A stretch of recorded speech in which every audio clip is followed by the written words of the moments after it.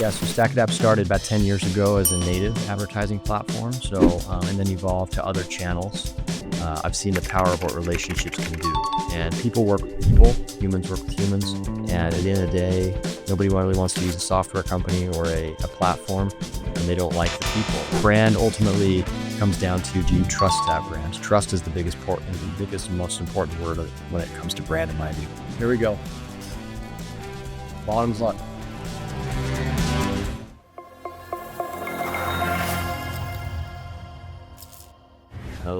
Hello, Martians. Welcome back to another episode of Marketing on Mars. Today, we got Ryan Nelsen. He's a CMO of a company called StackAdapt. Fun fact, we had one of the founders of StackAdapt on our first podcast. This is now our third podcast. And we're now 200 plus episodes in to our podcasting journey. But StackAdapt, they're doing some crazy things. They're an ad tech powerhouse. They're powering over 1,000 employees, 143 billion AI driven decisions per second to make sure your brand gets the spotlight it deserves. And obviously advertising is a huge part of marketing. So Ryan, welcome to the show. Hey, Simon, thanks for having me. Excited for the conversation. Yeah. So Ryan, seasoned marketing guru. You're also a proud girl dad to 4 future leaders. We're going to talk about your kids as well. But you just got back from Nashville last night. Had a big event or something? Yeah, we had something called Conversion. We had about 300 of our top friends, clients, partners in town talking about some of the new innovation that's happening at StackAdapt, bringing together sort of relationships and ecosystems to go power the industry forward. So it was really, really exciting week. Did you have any big surprise guests like Richard we had Branson or Obama or this one? It was a little bit of an invite only experience. We did have Steve Aguirre from Journey do a closing concert with us with Chris Jansen. If you know his songs, he sings "Money Doesn't Buy Happiness, but It Can Buy You a Boat," and he sings like "Good Vibes," a bunch of those songs. So, which actually I kind of agree with. I got a boat, a very small boat, and it does bring a lot of happiness. So that's why we're all working so hard, is trying to make it. How long ago did you get your boat? So I grew up. My very favorite hobby is wakeboarding. So, and I just basically said I got to do what it takes to be able to go wakeboarding where I want to go. So I've had one for a couple of years, and my very favorite place is Lake Powell. I'm going there next week. It's basically like Zion National Park, but with water through it. So you can have 200-foot cliffs with red rock with water through it. Beautiful place. And in Austin. That's in Austin? It's in southern Utah, just on the border of Arizona and Utah. Oh, Utah. Right. Yeah. You're in Utah. What am I talking about? Just South Salt Lake City. Yep. Yeah. Cool. Okay. We're going to dive into many, many different things. But before we do that, theme of the show, of course, we're going to be taking shots of hot sauce. I don't know if you're nervous. I've tried these ones a few times, but I think we sent you some stuff. Well, what do you have for us today? So let's see here. I got this taco seasoning. It says Seed Ranch. Everything but taco. That's a good one. Okay. This umami one is looks interesting. And then this one's scaring me to death. It says Smoky Ghost hot sauce. It says Smoky Ghost, with ghost pepper. So, ooh, baby, so how it goes. So when we tried recording a few weeks back, we couldn't try this one, but we've done a couple episodes since then. So I've actually had the liberty to try it. You got to shake this one a lot. So I'll give you the instructions for that one. But let's start with the lightest one. The lightest one is this the umami everyday sauce. So let's go for this one. This one's more tasty than anything. So all right, sounds good. Make sure you give it a good shake. And I got a spoon. Oh, I forgot the spoon.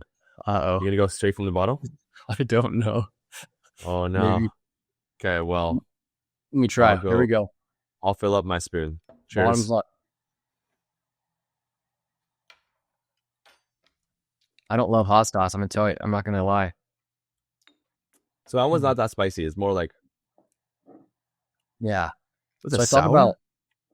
I A literally little almost sour. about went and brushed my teeth like 30 minutes ago just cuz, and then I was like, it's gonna be a bad idea because then I'll have like the mint and the hot sauce.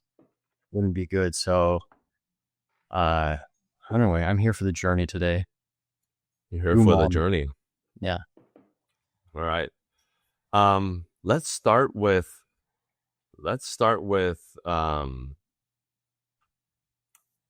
this question. Obviously you have 4 daughters.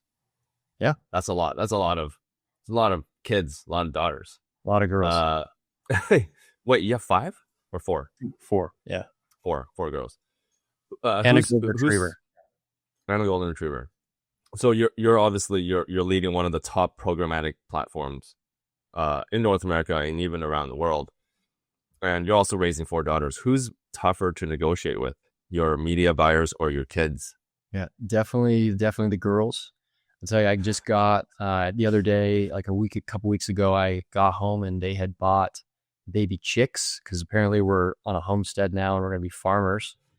We don't got we have, we don't have room for this, but apparently we're gonna be harvesting our own eggs now. And so if that tells you anything about how much control I have around here, uh, that just maybe gives you a little indication that I'm now taking care of baby chickens. And So it's not even data driven decisions. They're just cute. It looks cute. We're getting it, you know? well, the hope is that they're more girls because then they lay eggs, and so the roosters are so loud. So I guess what we're doing is we're hoping for more girls around here. Is what we're trying to do. So You're gonna be dominated. Just gonna be female animals, chicks and dogs all over all over the house. it's getting a little out of hand, a little out of control. But no, on the company side, the customers, clients, they've all been incredible. We have such great partners and clients. It's been fun just this week seeing so many of them, how happy they are working on the platform, how fast they're growing, how fast we're growing, Mm, and just win-win everybody. It's great. yeah. And it's like a lot of I'm getting mixed feedback from people from the ads industry. Certain companies are cutting ad spend, maybe certain industries, and some industries are still doing quite well. But we are kind of in the midst of what seems to be a recession. Are you, in your time at StackAdapt and even before, do you feel a slowdown in ad spend, or are you not? And if you are there certain segments that are spending and certain segments that are not spending as much? Give us some insights. Yeah, it's a good question. I'm not seeing a slowdown at all on our side. In fact, this last April, March, April were the highest growth rates we've ever had in company history. And so we're not seeing anything there. Now, there's obviously a lot of uncertainty in the world and Mm, tariffs and other things to think through. And so certain industries are going to be impacted a little bit differently, a little more risk adverse and as they should be. And so we're watching that closely. But I think at the end of the day, every business needs customers and every brand wants to grow. And we're helping right at the center of that. So connecting, yeah. what I'd say, building a brand and driving performance and ROI on all those campaigns. And so, yeah, I'd say if anything, we're scaling, growing even faster than ever. Yeah. Okay. I want to dive into all of like the different types of companies, um, and the different sizes, because obviously, depending on the journey of your and the size of your company, maybe ads, your opinions of ads might differ. So I want to dive into the different ICPs and different segments Cool. that you have. But you mentioned events. You just hosted a big event, and you organize a lot of events. In the past, you've organized. If I correct me if I'm wrong, you've hosted events that featured major celebrities like Oprah, Obama, Richard Branson, and I don't know if there might be so many more that I'm missing. Yep. Any behind the scenes stories that you can share with us working with these big type of celebrities? That's a fun question. Yeah, I think what you're referring to. So I was at Qualtrics from 2013 to 2019. I left about 6 months after SAP acquired us. And that last event that we ran in 2019, we were really doing it up big. We had basically doubled the size of the event from 500 to 1,000 to 2,005 and then to 10. And then that last year was about 14, 15,000 people. And we had an offer out to Oprah to come be a keynote speaker. And we were trying Wow. to have her come talk about breakthroughs. And that's the word that actually got her eventually to come to join the event, because she wanted to talk about the breakthroughs in her life and in her sort of circle. But we didn't hear back from her. So we went and made an offer to President Obama and the team. Didn't hear back. So we're like, okay. And we then, made an offer to Richard Branson. As you do, you want to make sure you bring a really incredible, diverse mix of speakers and line up. And we had a lot, over, 300 or 400 breakout sessions. And you can imagine just a lot of content to pull together. And Wow. so it's very interesting. Oprah came back and said yes eventually. And then within like that same next day, President Obama, I don't know if they spoke or got word, but he said yes as well. And I think they're then, close friends. yeah. And then the Obama next day, and right Oprah. after Richard Branson. And so the team, the person that was running sort of our keynotes, basically went to our CEO and said, hey, I think we have a little bit of a success disaster where they said yes on this. What do we want to do? And Ryan Smith, the founder of Qualtrics, is like, let's go all in, let's go big. And so he's always a big ideas guy. He now owns the Utah Jazz, and this week they just rebranded to the Utah Mammoth, or the Utah Hockey Club. So bringing and doing a ton for the state of Utah. And so that was fun. It was inspiring to be a small piece of that journey. Yeah, you guys well, it was Utah. What was it before Utah Mammoth? It was Utah. Yeah, Was it Utah Hockey Utah Club. FC? Yeah, Hockey Club. Yeah, the Utah Hockey Club. yeah. There's a lot going on in the city. How much does it I'll cost say, to I get? think number one economy in the country, growing one of the fastest states. I Really? think just a lot of people don't know about Utah, so don't move here. We have enough traffic, but come visit. That's Just great. come for the events. Come for the big conferences, Yeah, and then go back. How much does it cost to get? This might be a hot sauce shot, by the way. How much does it cost to get someone like Richard Branson out to speak? yeah. I'm fine to do a hot sauce, but I think in that range, those prices actually fluctuated so much. I can kind of give you ballpark though. So, but Give us like north of X. yeah. And then just you can give it a lower number if you want. Yeah, so those sort of well-known individuals, regardless of Richard Branson, so well-known individuals that you would know their brand, know their name, are going to be north of most likely $400,000 just to come speak for a day, and then some of your top tier people are going to be upwards of close to $1 million. So in many ways, so it's not a business to go sell tickets and to make money on an event. It's definitely about building something special, and I call it sort of a lightning strike, where you want to sort of shock the industry, bring ecosystems together, and then really, do something that's not been done before. So, yeah, it's, but there's also like, what's interesting, actually, just maybe a little side fact about the event space. We could do some awesome. the team waving the hot sauce flag. All right. What do we want? What are we doing? Let's go with the taco. I think the taco is the next step up. It's the two peppers, 2 out of 3 peppers. All right. I'm excited just to see your reaction. It smells very strong. All right. I'm Cheers. filling up the spoon. Cheers.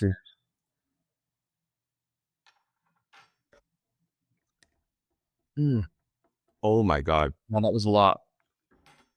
Got a little gulp. I did not prepare for this. Oh my God. That is spicy, isn't it? I've got like 1 centimeter of water here. What did I do? What have I done? All right. I'm going to get a little drink of water though.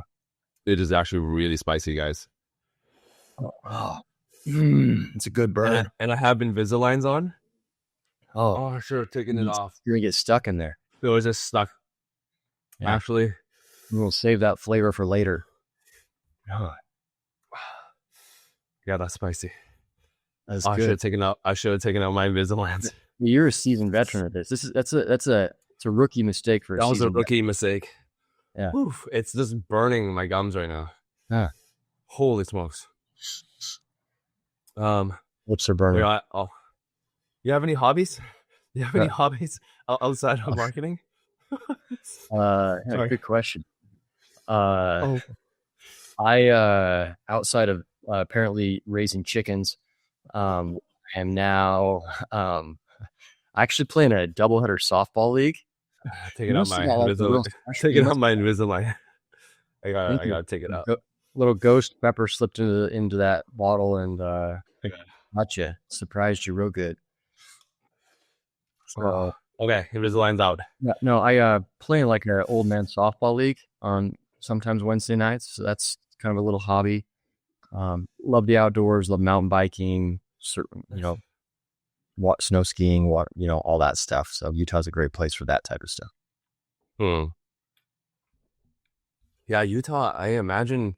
Never been to Utah, but I imagine it's very similar to Vancouver, where you guys have like good mountains, like good Yeah. snow, so it's really good Whistler's for great. snow sports, right? Yeah. One of my hobbies is not tasting hot sauces. It's not normally a pastime or a fun thing I do on my free time. Not recommended. Don't try this at home. This is not. Yeah, that Invisalign really, holy smokes. I think the hot sauce, I won't show you guys this. It looks kind of gross, but I think the hot sauce went through the Invisalign. Yeah. I might have to get new Invisaligns. Oh, Jeez. jeez. Getting a root canal from hot sauce, it's no good. No good. I know. All right. Speaking of hot sauce, we're now supposed to move down to the next segment. This is called This or That. Okay. So I'm gonna give you 5 options, and you have to choose this or that. Okay. We'll start with the first one, and you'll get it real quick. 4 back-to-back pitch meetings, or 4 back-to-back toddler birthday parties. I like to party, so I'll do the birthday parties. Yeah, for Is sure. the kind of party that you're trying to talk about, though? It's a Uh, different kind of party. I would probably have to be the entertainment where I'm, doing balloon animals and pin the tail on the donkey, and probably they'd be chasing me around, something like that. I don't know, All but right, no, but you'll I don't still go mind. with that. I don't mind a good pitch meeting too. Our sales and revenue teams does a lot better job, obviously, though, with a lot of those external meetings. I do get to join some from time to time, which I appreciate. Do you like pitching to someone better, or do you like getting pitched to better? I actually don't take a lot of demos. A little insight into, I guess, selling into a marketer and a marketing leader. I think I take a lot more from, like, if I get a text from somebody I trust to say, hey, have you checked out this software? I'd be Yeah, much more likely to do totally. that. So many emails and so many different, so much outreach. So definitely probably would prefer talking about our company, but I think there's also so much happening, so much innovation happening, that I am keeping my ear to the ground on what's new, and definitely doing demos from time to time to be pitched. Nice. Oh yeah, we'll continue down. Fight an AI-powered chatbot with an attitude, or okay, so this AI-powered chatbot has an attitude, so you got to fight with it, All or right. a Slack thread that never ends. Just the longest Slack thread. Which would you choose? I don't know, like a little sassy chat bot. Um, I think it's fine. We could do that. I'm on Yeah, Slack all day, every day, so I can maybe use a break from that. yeah. Work with a genius but super chaotic, or a total snooze fest project manager. No, definitely a genius. I've worked with a lot of those, and it's always kind of chaotic. It's a good feeling. It's you're just on the edge of just brilliance and doing something that's never been done. That's where I like that's really where I thrive, I think. So Is there a correlation?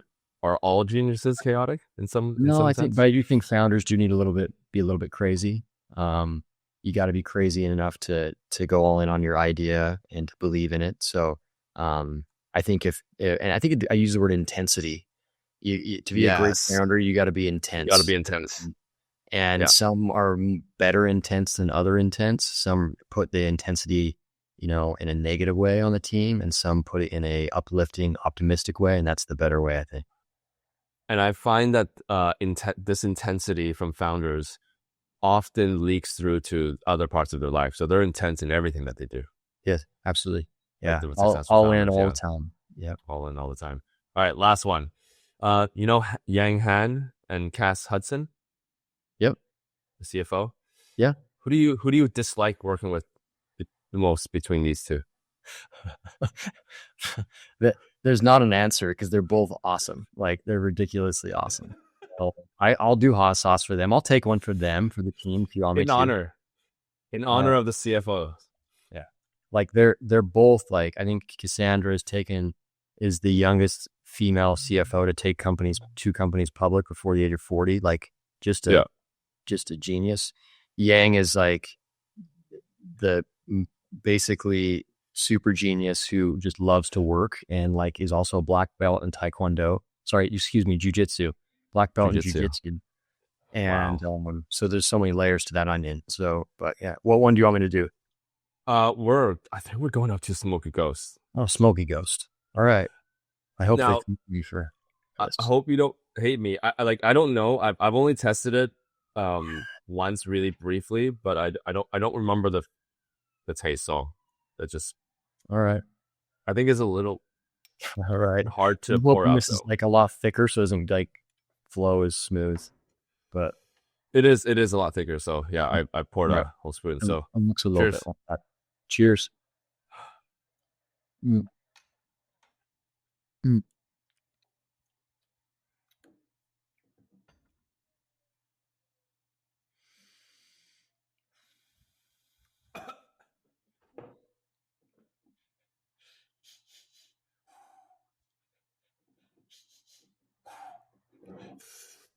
Mm.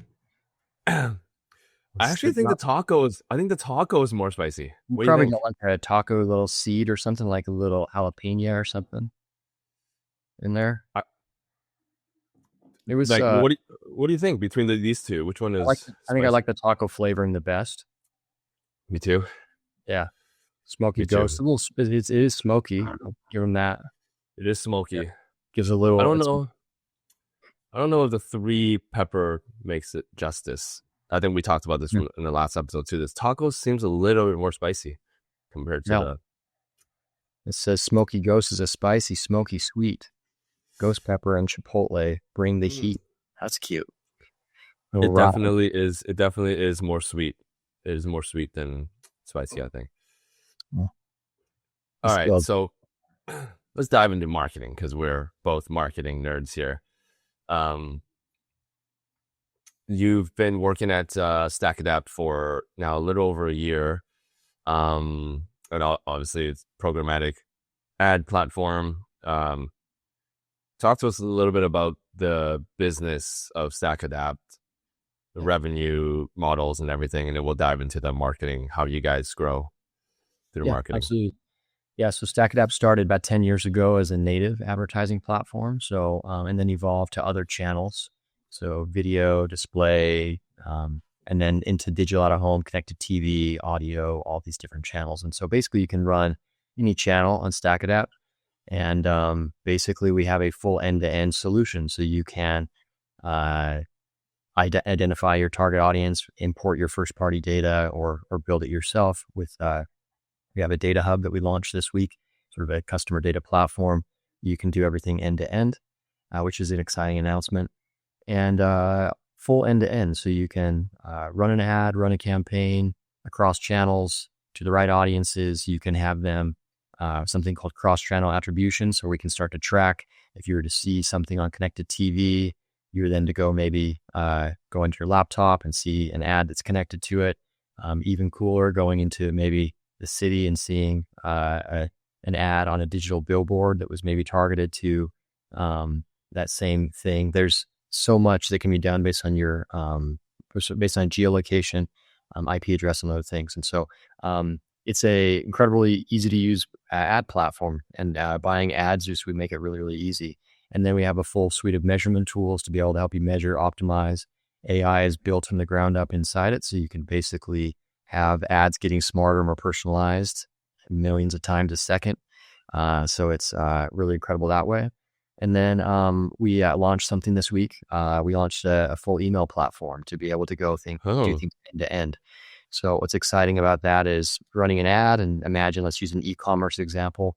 Take somebody to a shopping cart. Maybe they were to go purchase, a book, for example. You're trying to publish a book. They abandon the shopping cart. Maybe they're not ready to purchase that book. You could then, in our own platform, you could then follow up with them, 4 hours later, a day later, and say, hey, here's a discount for shipping or checkout, whatever it may be, to complete that purchase.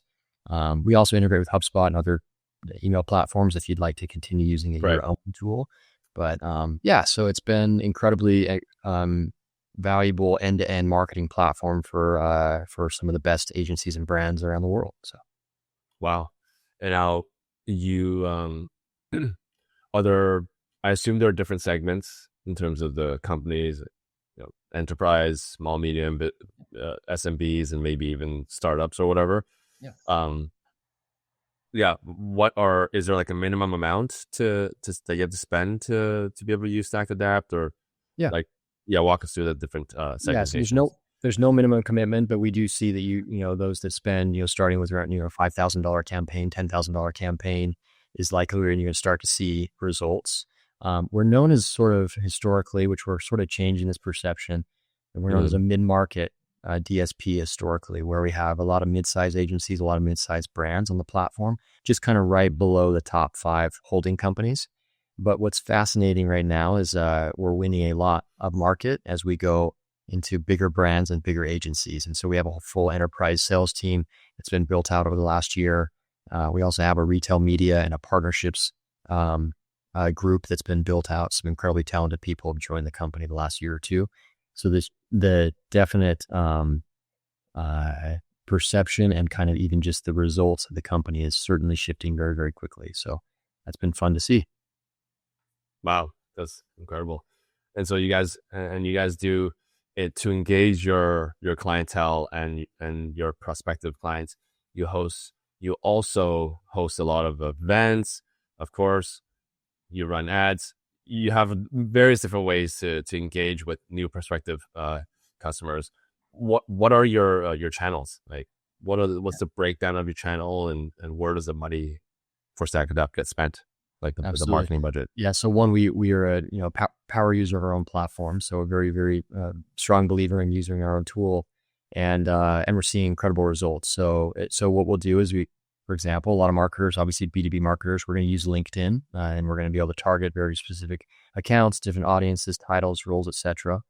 With StackAdapt, the nuance of StackAdapt is you can then go run very similar things, but outside the walled garden of LinkedIn, to take it to different mediums and channels, different display ads, native ads, podcasts, audio, video, and then even obviously connected TV and digital out-of-home ads. So when you connect to those worlds, you start to create a much stronger end-to-end swarm of your accounts and be able to have them show up and see you everywhere. Also, as a B2B company, we do a lot of account-based marketing, account-based motions as it relates to getting really targeted with our target accounts, understanding what motivates them deeply, going to them with custom, content, landing pages, value adds. And then the experiential side, I do tend to lean in quite a bit on the experiential side because I've seen the power of what relationships can do. And people work with people, humans work with humans. And at the end of the day, nobody really wants to use a software company or a platform when they don't like the people. And so it's something that I was just gravitated to StackAdapt because of the people and how incredibly awesome the founders are, but also just all the way through the organization, a culture of kindness, a culture of fast-paced innovation, scrappiness. And so that's kind of where we're winning, I think, is because we really do truly care about the customer. Yeah. Yeah, for sure. And I think especially in the world, our current world now, where your emails are written by AI with automations, your ads are a lot of times written by AI with automations, and even your outreach programs are AI with automations. It seems like it's like AI is talking to AIs nowadays. Yep. And marketing is becoming is not as human anymore because we try to automate everything. Everything is automations. That the only thing that's human nowadays is that you can never replace are the in-person interactions, like the conferences that you put together. And I'm sure you put together a lot more other programs as well. That seems to be the differentiator. Absolutely. Yeah. It's at the end of the day, we're all human. We all have different passions and likes and dislikes. And a lot of the world just wants to, find joy and happiness in kind of what they're doing. And So that means working with people you want to be around and working on things that are meaningful and making an impact. So definitely agree with all of that. And it's been fun to kind of, it's fully remote company. So it's been good to bring people together from time to time, and you can kind of have those moments of interaction and then get back and focus and get stuff done. So good balance. Yeah. Do you guys podcast as well? I know podcasting has been very popular. A lot of companies have been jumping on the podcast bandwagon. We personally jumped on 3 years ago. First podcast was all right. Second podcast kind of was all right as well, and took us until the third one to realize that hot sauce was the secret sauce to growing podcast. But yeah, we did. You guys have your own? We do have our own podcast. It's called the AI Advertising Podcast. We actually only launched it a couple months ago. It's going great. Well, We nice. have incredible guests and speakers on it. So it's one piece of our broader sort of approach to getting our brand out there and connecting with our customers. Now, how much money do you guys spend on advertising It's a good per question. month? Per month. Just going right for the details. Going right for the juggler. Probably do a hot sauce on that one.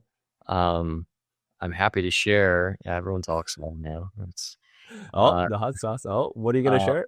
I can give you like percentage ratios, kind of what we do, but we definitely believe in the power of advertising, and so we spend a good portion of our kind of marketing mix on programmatic, and probably even more so than a lot of B2B companies, just given that we are a programmatic platform.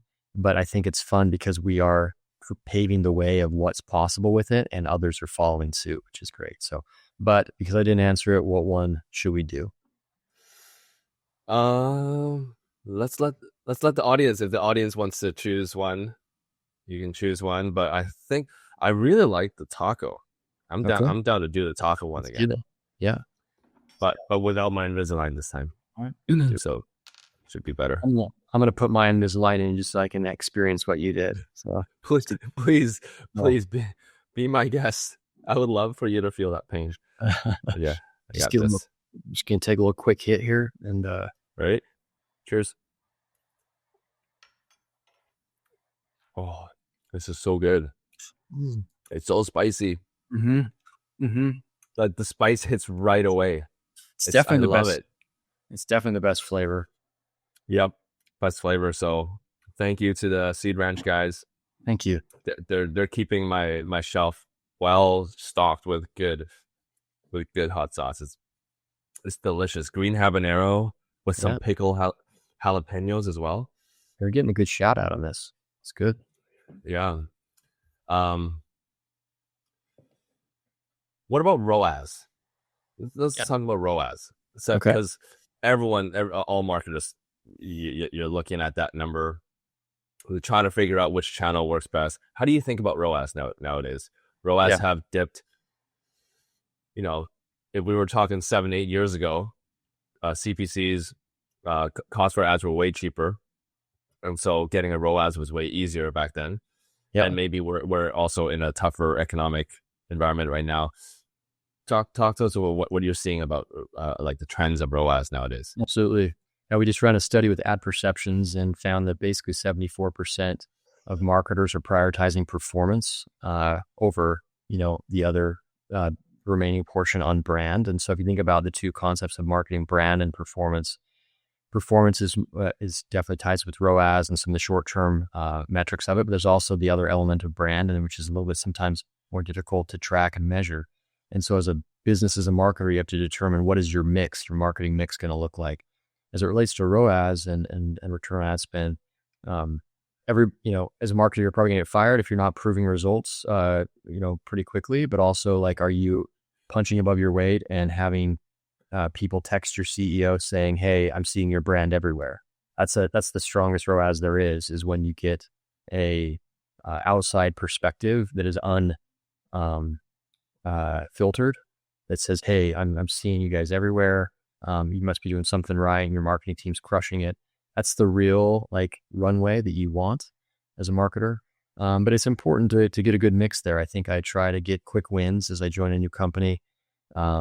Understand what the spend mix is, understand where we're overspending, underspending, what's our cost per SQL, And then you start to dig into, okay, what does the funnel look like? What's the, you know, I've always believed that, marketers can drive leads, but that doesn't really matter to drive leads and MQLs. It's all about what is the salesperson at the end of the day when they accept that lead as a sales qualified lead. That's where the fun starts to happen and an opportunity is created. And then ultimately, what's the cost per opportunity?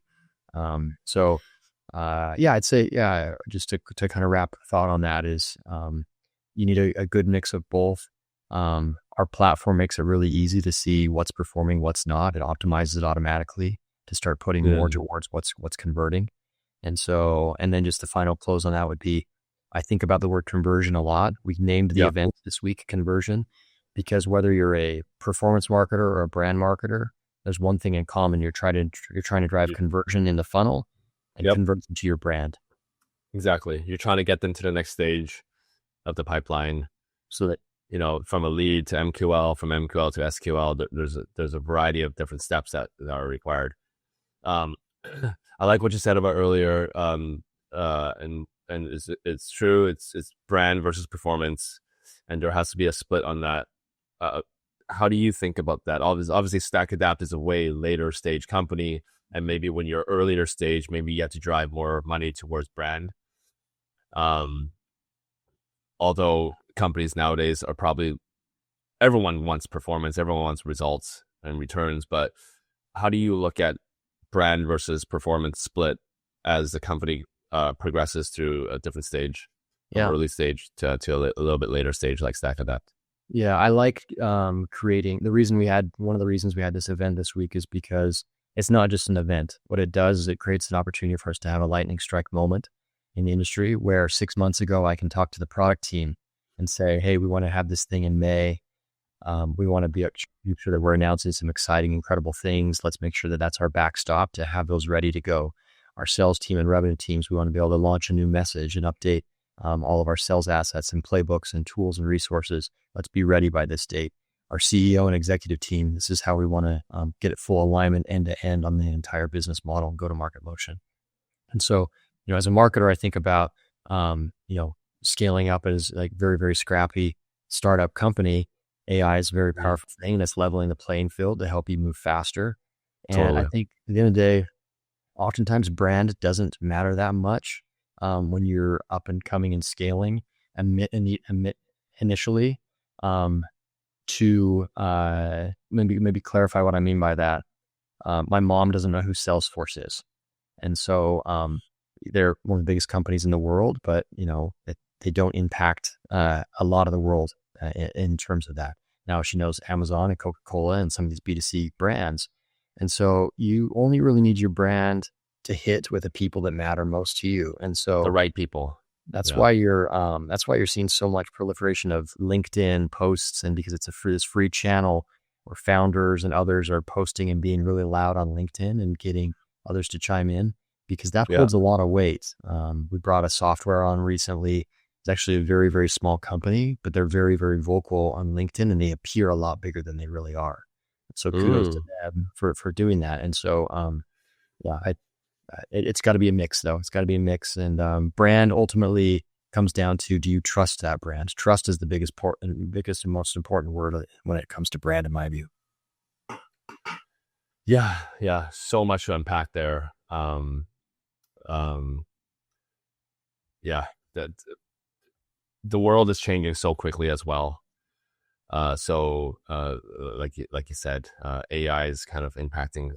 You can now do a lot with just a small team of 3 people on your marketing team. I know companies that are spending 50, 60, 70K in just ad spend with just a team of 1.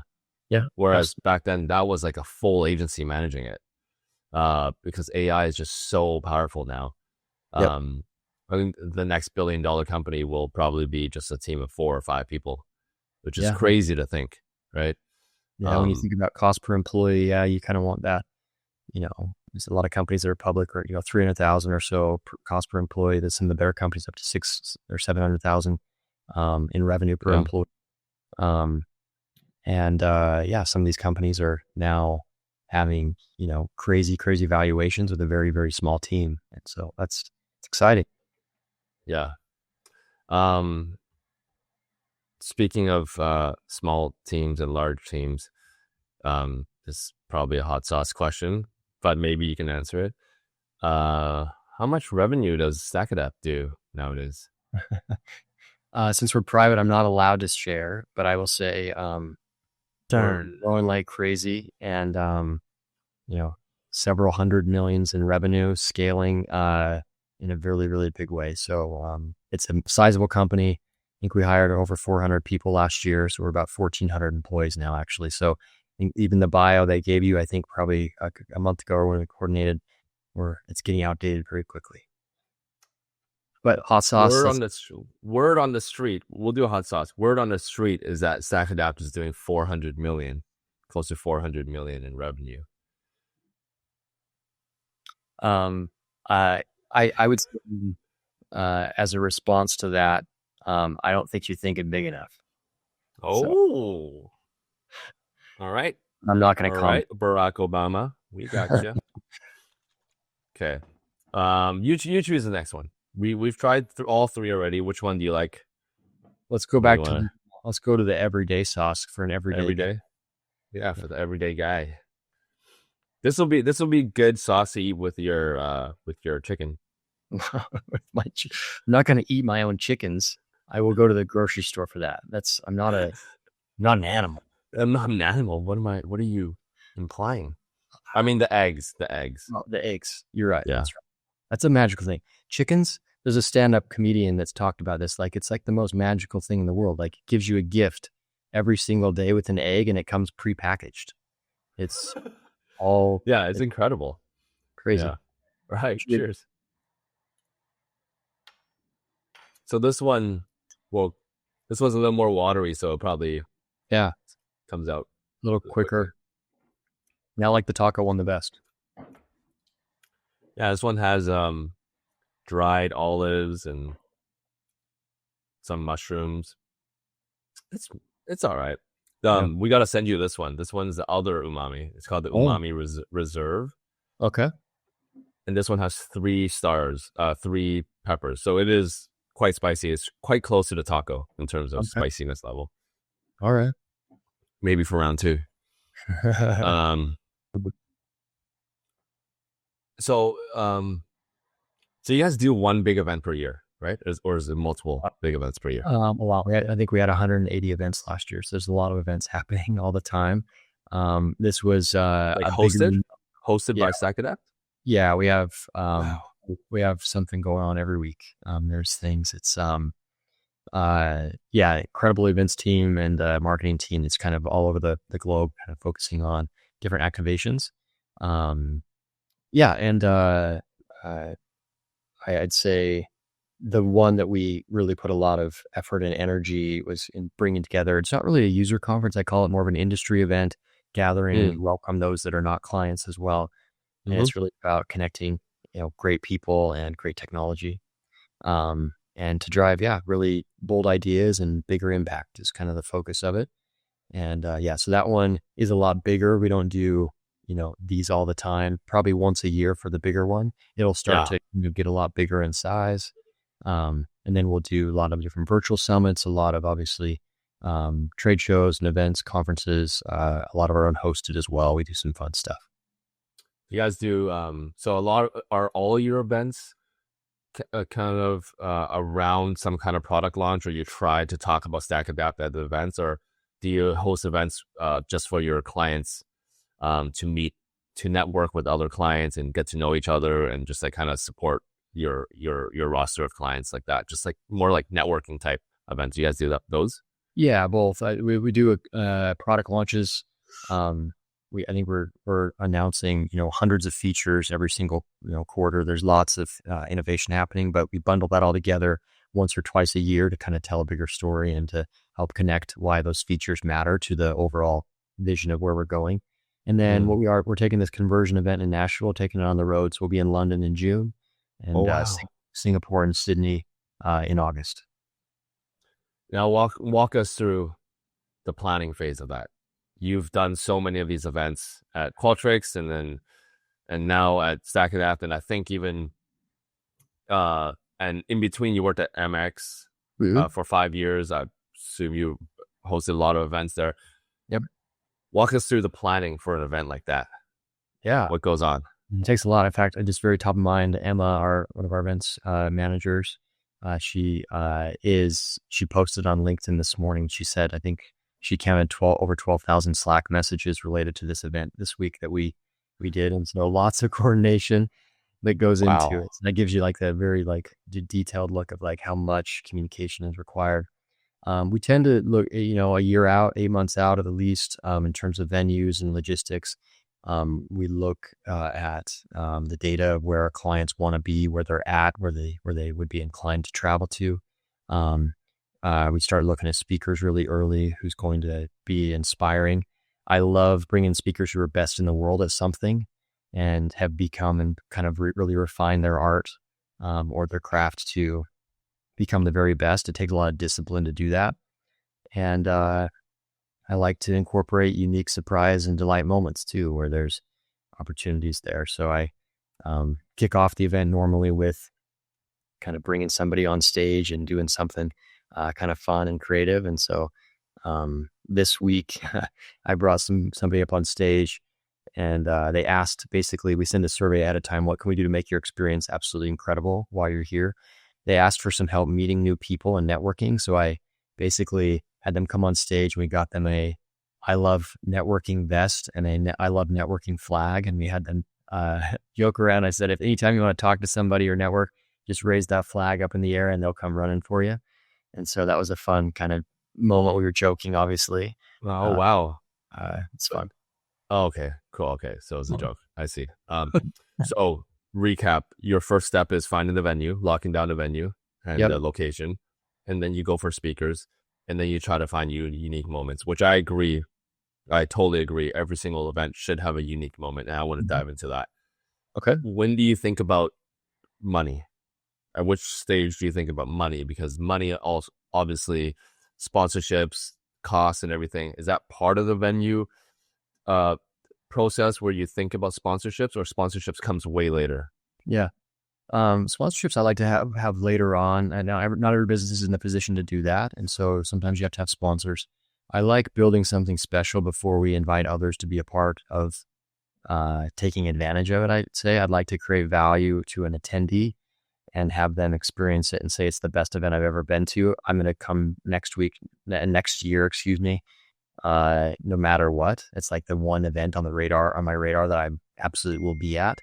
Once you've created that, then you have the ability to then start bringing in other partners and sponsors that can add value to it. But you got to control it and make sure it's not too salesy, or it can't be a pitch, because and you're never going to really make money on an event like selling No, tickets. It's not like the business we're in. no. It's really to build a relationship and to build really a long-standing trust with our brand and company. So I think about money as a very secondary thing. Now you got to watch it in terms of what's the cost per attendee. You can do some incredible things for about $1,000 per Exactly. attendee. We tend to do more higher end things to kind of really wow people. Wow. Okay, cool. Yeah, it's 4,000 people in attendance. That's probably a big venue. And then you got Barack Obama, Richard Branson, which I don't know, probably a couple million right there. What does it cost to put together a big event like the one that just happened in Nashville? How much does that Yeah. cost? Probably should hot sauce it, but yeah, you're if you kind of just break things down, you got AV production costs you got to think about. We did a concert with former lead singer of Journey. Yeah. Chris Jansen's the youngest to be inducted into the Country Music Awards, youngest musician. So there's food and beverage, there's venues. We took him to Justin Timberlake's private club on Broadway. We then booked out Blake Shelton's club called Old Red and did a dinner reception before that. And then we had Utah sounds like a great place. We should have done this in Utah. I should have just flown to Utah and just done it there. We were in Nashville. We took him to Nashville. Sorry. Yeah. Nashville. This is in Nashville. It's Never mind. Nashville. Scratch that. We're Yeah, not going to Utah. yeah. We're going to Nashville. Don't come to Utah. It's good. It's too No, no, busy. no. Definitely Uh, not. No, it's yeah, too busy. Nashville is great though. There's obviously incredible music, incredible history, culture. And so we just had a full curated experience. Get custom cowboy hats from lots of things that we did. It was a lot of fun. Wow. Um.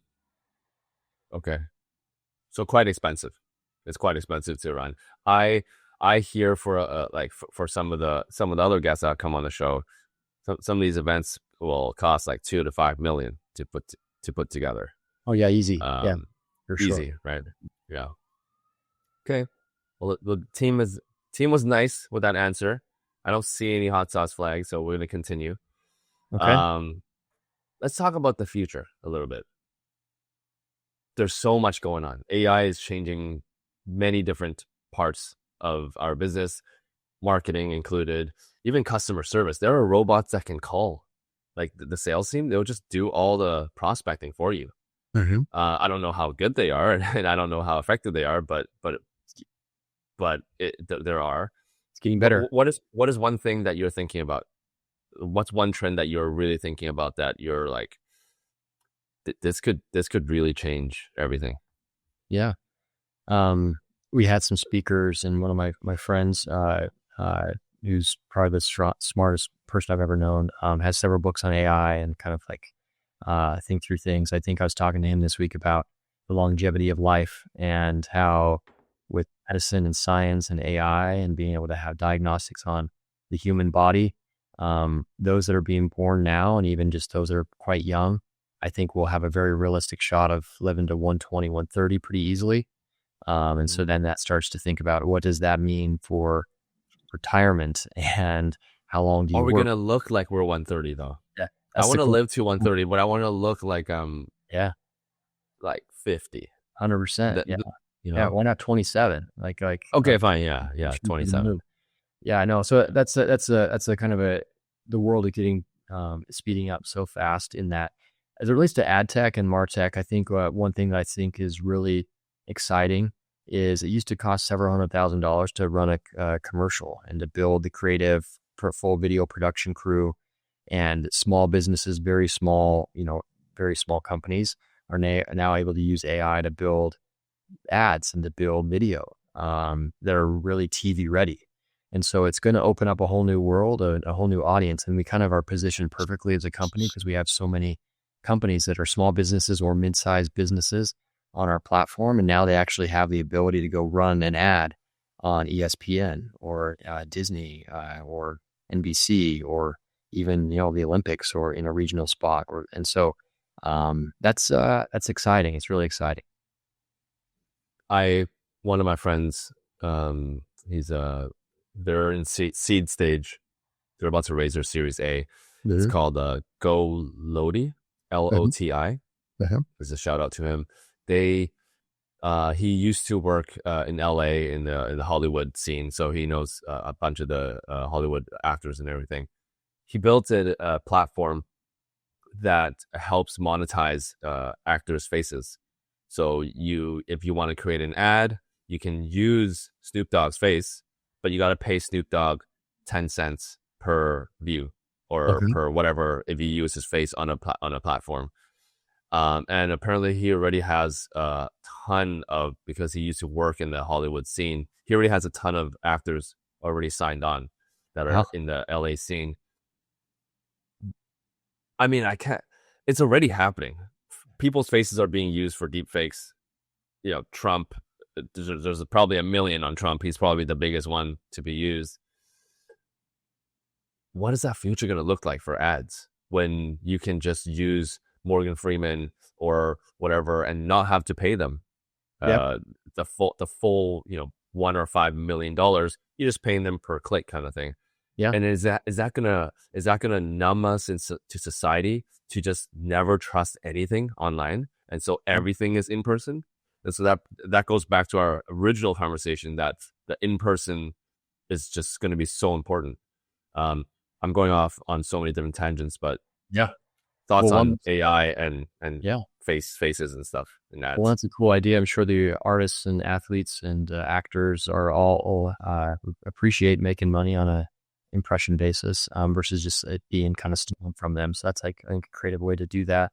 Um, I think I was joking to somebody the other day. I said, if aliens were to appear and show up, maybe over the White House, for example, would you believe it's real right now? Because it's so easy to fake and create right now. And 10 years ago, like people would lose their mind. Oh my And God. now you'd have to like validate it. Like, is it real? Is it coming from a reputable news source? And so, yeah, so it's super hard to know what's real and what's not right now. And so I think that's why it comes down to trust, like It is using scary. building sources of trust, and having those reputable sources, be your go-to places for news, I think is really important. Can you imagine, um, knocking on wood? It's been a few years since there has been a war. Uh-huh. Imagine in the future if there is, and nobody, any emergency alerts or whatever, people are just not moving because it's like I want to wait until it's validated. Yeah, Um, absolutely. Yeah, there's a what lot. I would mean, that world look like? there's a lot of things that even just like the fires in Maui, where there's a lot of false alerts and things where the Totally. sirens that get people Yeah. to go to the hills because there's a tsunami coming is what caused them to go to the mountains. That's where the fires were, and so they had a bad system where Uh, people who just gone to the ocean, they would have been just fine, but they uh, went the wrong way because they only had one alert for inbound tsunamis, let alone not the fires. And so I think we just got to get a lot better as a world around being prepared for things. I mean, Spain and others, their whole grid went down, like they mhm. had like full on Yep. outages. And so it's I think a very fragile uh, ecosystem, and lots to improve, certainly, as we're going to keep scaling the pace we are. Yeah. Yeah. Ooh, that's like creepy just talking Mm-hmm. about all this. Yep. All right, we have a few minutes left, so um, I'll just ask you a question from our. Actually, let's do something fun. We'll wrap up with something fun. I'll ask you like a quick rapid fire round, and then we'll wrap up. Sounds We good. have 5 pretty fun questions here. I'll just ask you a quick question, and you answer quickly. Okay. Um, First one. What's your go-to karaoke song when nobody's watching you? Definitely tequila, because it's just one word and I can just let it roll. Tequila. That Yep. one? Yeah, I just one and done, bam. Nice, nice. Or Well, probably I want it that way. Is that Backstreet Boys? Oh, you can give us a line? Tell me why, like that, something like Ain't that. nothing but a heart. Yeah, that one. Yeah. Tell me why. Yeah, Tell me what? that's Yeah. probably my Oh, favorite Brooklyn I think I Nine-Nine. just broke one of the windows in my house. It just cracked. Jeez, yeah, Damn, take it easy. yeah, I gotta be careful. All right. You get one superpower for 24 hours. What's your pick? Oh, yeah, that's a good question. I've thought about this before, but I haven't thought lately. You, I've always wanted to be able to teleport. Um, Holy. uh, and that's like in time too. Would you go Oh, back, go forwards? I don't know. That's like, I mean, if you were to in 2000, you were to teleport in the future and then go back, like you just buy Bitcoin and you're good, like, right? But Nate Bargatze jokes about this. He's like, have you seen this? Where he's like, if I went back in time and told them like, you're going to one day have a phone in your pocket, and they're going to be like, oh yeah, how does that work? And he's like, I wouldn't be able to answer how you do it.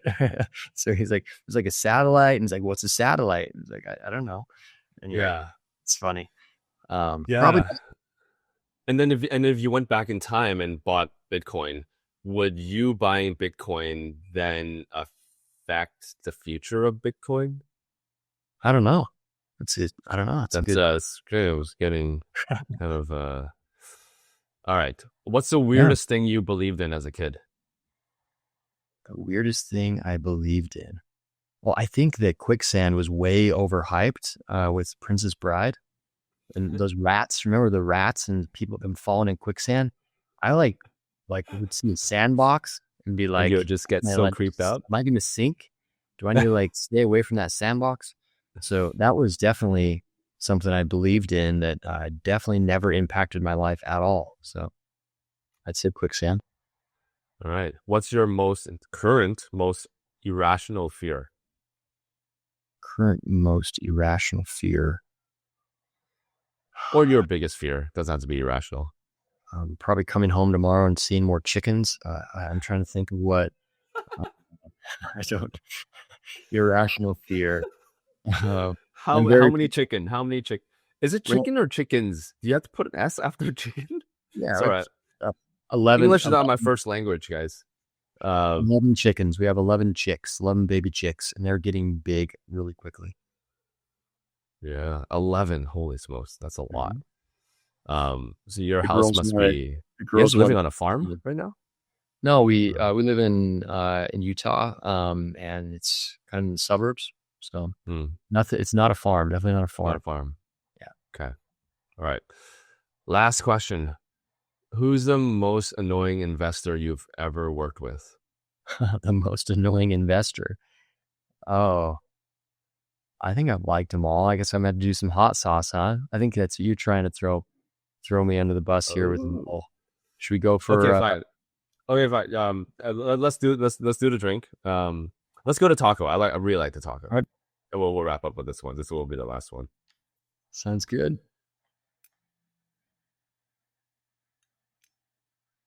I'm out of water. Better end this soon because I'm gonna die. Yeah, we should link up and nerd out about events, not on hot sauce and not recorded. We'll catch up after the show, but I host a lot of events, but mostly for seed to Series A companies. Yep. So slightly smaller size than your companies that you work with, but we should nerd out. But that'd be great. Yeah. All right. So there was a question from the previous guest. They wanted to ask you a question, and then you have to create a question for the next guest. Oh, okay. It's a new thing that we that we added. So Bernadette from Osmos asks, what did you learn from a little kid recently? Not from an adult, but learn from a kid. I guess your children. Yeah, that's a great question. What I love about children and kids. Sorry, I'm still choking from this hot sauce. I ran out of water. It is spicy. Is that what I learned from a little kid is to see the world and have confidence going into the world, I think, and that you can truly be great at something. I always find it fascinating. I can talk. I'm not tearing up, I promise. This is not an emotional question. This is like, I just don't want it. Ryan just loves his children. Just really tearing up here. You really got me. What is fascinating though about kids is if you ask them if they're good at drawing, they're going to say, yeah, I'm so good at drawing, really good artist. You ask a 15-year-old even, or somebody older than that, they say, no, I'm a terrible artist. I'm so bad at art. And so take that perspective into your work, put your mind to something, put a lot of energy into it. And it's just really about focus, effort, and consistency. And you can be really great. Mindset. Just have a positive mindset. I think kids are the most positive people because they never heard from a lot of people, no, you can't do it. But once you get out to the real world, you get graded on things and, I got a 30%, but some other people got 90%. So now I feel like I'm not as good as other people. And you start second guessing. But kids they have a lot of courage, a lot of confidence. Love that. Absolutely. What question would you like to ask to the next guest? Would you dare do this hot sauce challenge with no beverage? No, let me think about a good question. That's a decent one. I would say, let's do this. Who inspires you and why? Who inspires you and why? Pretty open-ended. Awesome. Love it. All right. Before we wrap up, thank you, Ryan, for jumping on the show. I can speak on behalf of my team. It was a lot of fun. Is there anything that you want to plug, or personal perspective, or for StackAdapt that we should look out for before we wrap up? I think I'm, cognizant of, I think I talked about StackAdapt quite a bit, so I appreciate, that opportunity.